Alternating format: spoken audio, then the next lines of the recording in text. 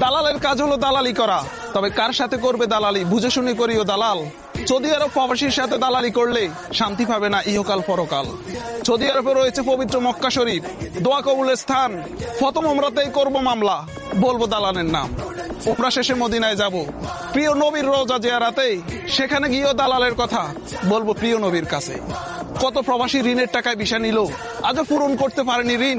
দোয়া করি ওই দালালের কপালে যেন দালাল লেখা থাকে রোজ হাসরের দিন।